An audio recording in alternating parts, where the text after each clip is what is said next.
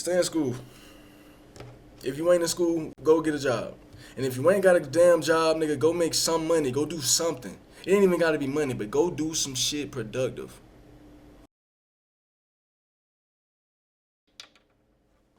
So yeah, I'm back. It's been 5 days. Yeah. Back with another reaction video. So today we got a good one. We got a real good one. Today we got the beef that ended Noah Scurry, the real Joker of Philly. It's a tough one, man. So he was a basketball player that he was fumbling, not fumbling, but he was in and out of the streets, man. He had 1 foot in and 1 foot out.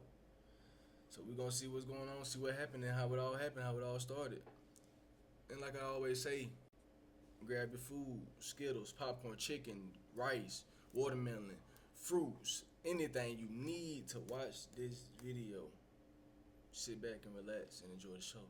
Imagine living a double life. A life where you're a grade A student with the highest SAT score in your school by day and a gun-wielding homicidal drill artist by night. Noah Scurry, aka Joker OTV, might just be a prime example of book smarts not equaling street smarts. I don't think there's a single time where I've seen the tale of two cities unfold in the most crash out way possible. A genius apparently in the classroom and straight autistic with a Glock on the internet. Brug straight got a music video with like 10 Glocks with McButtons stuffed in a refrigerator door like month-old popsicles. You know, navigating the underworlds of the North Philly drill scene, he became infamous for claiming wreck for the son of one of Philly's biggest names, Gilly the Kid. Triple shooting in Philadelphia's Olney section claimed the life of an up-and-coming musician. The 25-year-old rap artist was known as Young Cheese, and he's the son of well-known influencer Gilly the King. Bruh tried to take his crash-out talents into music, but his Opps were not having it. He unfortunately dropped one song and didn't even make it a week before the Opps caught him lacking. While his story came to a surprising and bloody conclusion, the nation was captivated by his lore through TMZ articles and blog posts. Honestly, it was hard for anyone to wrap their head around how a 17-year-old basketball star and student athlete could meet his demise in a cold morning in January. However, when you look at the story of the beast surrounding him, the story that led up to putting these YouTube videos dissing the Opps up, the story that many believe ties him to the murder of none other than YG Cheese, everything starts to make more sense. So today, we gotta talk about the beef that took out Joker OTV, aka Noah Scurry, one of North Philly's brightest prospects who threw his life away for no reason at all. We gotta get into it right now, but before we do, gang, I'm gonna need you to tap in, man. Check the link in the description for the merch, hit that notification bell so whenever I post, and make sure you like, comment, subscribe. We're on the road to 100K subs. I know we can get it probably just off this video alone, man. So make sure y'all tap in and we're gonna get into this one thing at a time. Bruh, I know you see those memes about YNs and how they be ready to catch a hat for the most minor of inconveniences. While it would be a lie to stereotype and say every YN is on that type shit, there's no doubt in my mind that if you box anyone in a dog-eat-dog environment, they're gonna adapt to their cage to survive. North Philly is one of those places. The type of places that could turn an average bull on the block into a stray demon by the company they keep around them. While this seems unique to just Joker OTV, this is actually by design, with the government intentionally making Philadelphia one of the most segregated cities in the nation. You ever wonder why Philly is so bad for real? Yeah, Philly is in the northeast, but the government was straight plotting for decades to keep black people in their own little areas with this racist policy called redlining. Basically, TLDR, it all dates back way before Joker or Lil Uzi or Meek Mill, back to the 1930s. At the time, mad southern black folks started moving to Philadelphia to get better jobs, which they ended up doing. And North Philly was not actually a bad area to live in. Back in those times, it was a primarily an affordable white neighborhood in the city, so many black people back in the day started setting up shop there, you know, having families and living there, owning houses. Those white people that lived there then moved out in droves because they saw their neighborhoods getting more diverse. The government wasn't really vibing with that, so they intentionally didn't allow any black people to have mortgages if they lived in any other parts of the city besides the north and the west. At the same time, the Great Depression had been going in full steam, and the federal government government began allowing white homeowners to refinance their houses to stop the foreclosures and people losing their houses. But they didn't do that for the black population living in these areas. Mix that with mad industrial jobs leaving the city throughout the 20th century, and you got an extreme hotbed of crime that has been brewing for almost 100 years. You got America's 6th largest city with over 1.6 million residents having a higher murder per capita rate than Chicago, the 3rd biggest city that's almost 2 times the size of Philly. And smack dab in the middle of this war zone where crash outs stack up bodies like Jenga towers, you got gangs fighting over control, get backs, and in this environment, you got where Joker OTV grew up. You see, Joker OTV, aka Noah SCURRY, was an infamous shooter from the Feltonville area in the northeast section of Philadelphia. Being from this area, he was no stranger to drills, death, and gang violence growing up. However, one thing that was pretty remarkable was despite all this going around, he still apparently took school and basketball seriously, even though he wasn't in the best school environment. Living in this area though, he joined a group of shooters most likely for protection against the craziness in North Philly, but that was probably his downfall. He ended getting close with a gang from the close by Frankfurt neighborhood called Parkside, also known as CC or Certified Clappers or just Frankfurt. By this point, around the time in the pandemic, he apparently started causing mayhem in the city, as everyone that was around him was most likely doing that too. And in doing so, his gang ended up being dragged into a crazy beef that could play a role in how he was gunned down just a couple days. Understand, bro. Toting guns for your safety, cool. Like the self-defense and all that, that's cool. But when you toting guns to try and look cool, that's when you look dumb. Like posting guns, posting pictures, shit. You don't look cool. You don't look hard. Everybody got a gun nowadays, so it don't scare nobody. Let's be 100%. It ain't scaring nobody. You're not putting a gun in nobody's feel. But you do also gotta understand what come with you holding that gun, bro. Ago, which we'll get into in chapter 2, into 4. Die by it. While North Philly is kind of a large area, it seems that all the gang politics is intertwined with each other because a large swath of gangs are posted just blocks away from each other. I mean, I wouldn't even call them gangs, they're more cliques. Just know you ain't cool toting guns and posting pictures with guns online, bro. You're not cool, bro. That shit's not cool. It's not cool. Holding for self-defense, cool. But groups of people that happen to have hella guns and switches and just a mentality ready to just murk people. Pair this with limited resources and generations of get backs, and you're looking at the reason why the murder rate has risen to unprecedented levels. I mean, fortunately in 2024, it was down compared to other years, but before that, it was straight mayhem. Parkside was no stranger to having a lot of problems throughout the city, but one of the most notable was their issue with the gang M24 from the only neighborhood just north of Philly. You see, M24 is a recognizable gang having ties to some pretty big rappers like D12 and close ties to YG Cheese, the son of Gilly the Kid. M24 getting their name from the neighborhood they rep and only being around the Masher and Nedro, 2nd and Champ Ross, and 4th Street. Put it together, you got M24. At the same time, younger members from that area were tied into them, were repping a clique of YNs called Fast Break, based in the same area on the northern border at 65th Ave and Ogons. They have a close ties to M24. Not much is known about Fast Break besides the fact that they are mad young, mad crazy, and get their name for, you know, quickly shooting people. Things have gotten so bad that the DA of Philadelphia, Larry Krasner, had a whole press conference on one rainy day last year in a basketball court to announce that he planned on taking down Fast Break after they had been reportedly involved in the shooting of Philly's psycho grave robber YBC Duel. Basketball court in Olney, DA Larry Krasner reports he's charged a 16-year-old with the killing of 2 and the wounding of others as part of a shooting group known as Fast Break. A small group of young people in the city of Philadelphia made a decision to hold a gun, to point a gun at another human being and pull the trigger. The alleged teenage shooter is Aiden Waters. The DA says he's the killer of 25-year-old rapper Abdul Vix in a shooting on the 5500 block of North Fair Hill Street in... Despite that whole crazy beat that I talked about, Fast Break and M24 have a long-standing feud with Parkside, with Parkside members having public disputes in court to just general dissing for years. These groups have been at odds for a minute. However, things would go completely left when a notable associate of M24 would be gunned down down surprisingly one night just several years ago, and that was the shooting that took out Gilly the Kid's son that we mentioned earlier, YNG Cheese. We're trying to piece together what led to a shooting in Olney that left one man dead, 2 other people injured. It happened around 8:30 tonight at Masher Street and Nadro Avenue in Olney. Police say a 25-year-old man was killed. 2 other men are in stable condition. No one was arrested. Devin Spady, aka YNG Cheese, was a notable personality and known throughout the city due to his dad's rise to fame with one of the biggest hip-hop platforms really on the planet, $1 million worth of game. But when Gilly the Kid was getting $100 million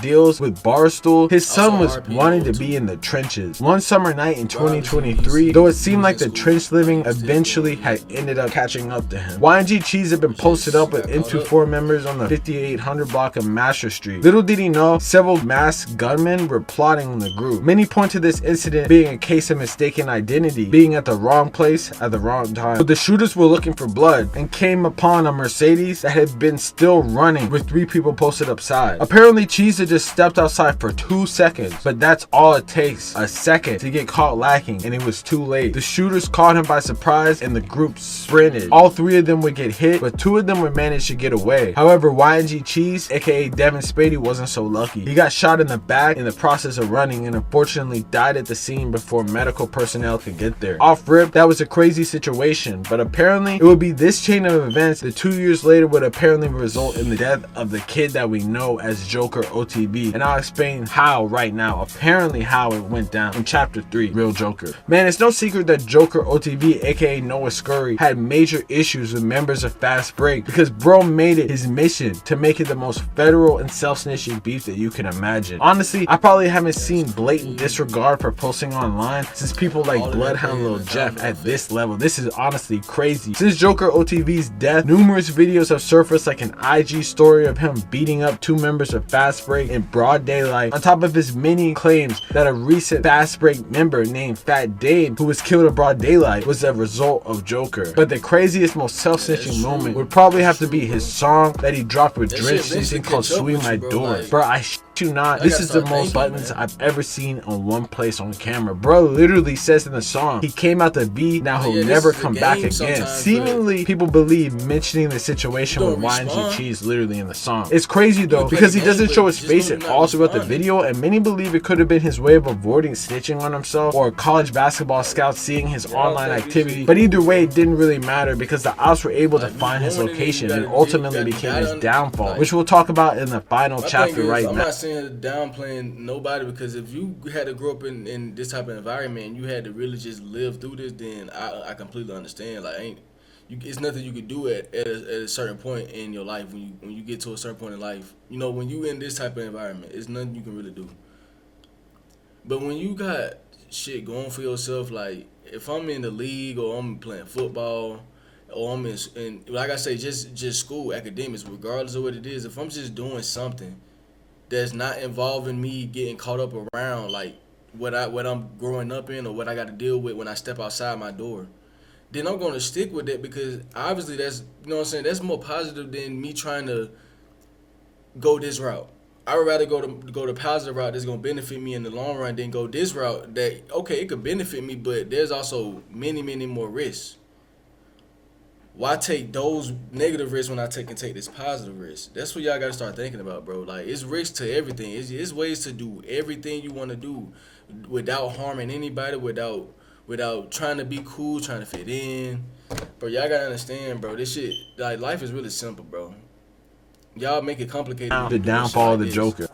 You make your life complicated. Man, this is just an extreme reminder to anyone young and in the streets that at the end of the day, you're probably going to get murked if you keep going on that path. And if you already don't care about your lives, you should at least try to stay in a straight path for the people around you. This situation that took out Joker is honestly scarring because it happened right in front of his mother. Teenager is gunned down in an alleyway behind his home. Noah Scurry is being remembered for his performance both in the classroom and on the basketball court. Games have now been canceled canceled for the rest of the week as the school community mourns his death. It is Tuesday afternoon. I'm Sarah Lindquist. And I'm Brian Taft. The big story on Action News tonight is the search for whoever killed Noah Scurry this morning. The 17-year-old shot and killed right in his Feltonville neighborhood. At around 7:15, Noah Scurry was getting ready to go to school. Him and his mom had just gotten out of the house, and she was going to drop him off at school so he wouldn't have to take the bus. However, just as he was unlocking their doors to get in, masked gunmen jumped out of a white SUV and shot multiple shots in their direction, hitting Scurry multiple times for speeding off. First responders pulled up to a chaotic scene of people grabbing onto his seemingly lifeless body, and they scooped him up and took him to a nearby hospital. Unfortunately, they did not make it in time and he succumbed to his injuries. Man, this whole situation is super crazy. Imagine going to sleep at 9 p.m. the night before just to wake up at 6, scope out someone's crib and just try to murk them. Imagine really being that crazy that you be gunning people down first thing in the morning at 7 a.m. bro. You have to be a complete lunatic. And to his mom, I feel bad for her because it doesn't even seem like she knew what was going on. She was just lost, asking why would someone try to murk her son on the news. But when you see his digital footprint and the way the people around him were so willing to crash, it only paints a more painful picture to the state of the community around him. This death has ended a chapter in a wild book, but it really leaves us with more questions than answers. Police were able to locate a white Jeep SUV that was used in the shooting earlier today, so it seems they might be able. As a parent, I would be messed up because like I said, I'm thinking my son is on his righteous path, or he on his path to just greatness. And then I wake up the next morning and bullets is flying, and they for my son or they for my daughter, and I'm just sitting there wondering why. Like, what did he do? What did she do? Not knowing that they over here into some activities. They over here into some shit that, you know what I'm saying, that they really shouldn't be into. And now mama is left without a son. You know what I'm saying? Like, this is a continuous cycle, and to find the culprits pretty quickly. It seems because this is such a high profile shooting, the city has no choice but to try to solve it. And it seems like they already have picked someone up for the shooting. It hasn't been announced in the news, but rumors began to spread that M24 affiliate C-Baby22 had been arrested. It would make sense. Bro got a whole highlight reel on IG showing Noah and dissing him in every single post. Also posting a tribute to the fallen YNG Cheese, which only added even more speculation on what could have gone down. But you know it's Philly, and people just be claiming wreck and not even doing it. So honestly, like, you might know the person allegedly who did it, but it's like that doesn't mean that person, you know, did it. I wouldn't say that they went and did it, because why would you in your right mind post this on social media just for people to see? I mean, there are people that are just that fried that be just posting stuff, and I really pity them, because you gotta be a complete, like, bruh, like, you really just gotta not care about life at all if you really posting stuff that you just did. But at the end of the day, you know, we might not know right now, but I think that they're probably gonna find out regardless of who did it. And I'm not saying necessarily that it was even M24 members that did it. It could have been something completely different. You know, people be having all the time in the day to beef with multiple people, and bro apparently had like 4 hats. That's what people are saying right now. So at the end of the day, we really don't know. It could have been anyone, but you know, it's a crazy story. And if he really was tied in to the people that murked YNG Cheese, or if he was the person that did it himself, that would be even crazier. And it honestly makes me wonder too, what exactly does that mean for Gilly the Kid, especially with such a high profile shooting as this being posted on TMZ? Is crazy, man. But hey, let me know in the comments what y'all think, man. Real say all that toting guns and having like a whole fucking arsenal of weapons and cool, it's cool. You know, like, have your fun, but don't be out here doing dumb shit with it. Like, don't be out here literally trying to run the streets, taking pictures of guns, while also in school dissing your ops, dissing people, rapping about however it go. You can't do both. It's gonna clash eventually, and they're gonna find you, my nigga. You're literally waking up in the morning going to school, or waking up in the morning going to work. They're gonna, nigga, they see you. You think you invisible, my nigga? Like, you think you just can do this shit and walk outside and be invisible? Some of y'all obviously don't give a fuck about dying, and that's cool, but you stupid. Like, it's not about dying, it's about the way you go out. It's about your last footprint that you leave here. What did you do and what did you accomplish? They see you on Instagram posting all this. That's what they gonna see you as when you leave. Regardless of what you was doing, regardless of how you was doing in school or work, or regardless if you was the best player on the team. Your last footprint is he was known as the kid that was injured in trying to fit in or in a game or whatever the case is, and now guess what? That's it. That's your legacy. You was never able to really leave a real legacy. That's your legacy. Stay in school. If you ain't in school, go get a job. And if you ain't got a damn job, nigga, go make some money. Go do something. It ain't even gotta be money, but go do some shit productive. Now I'll catch y'all boys later.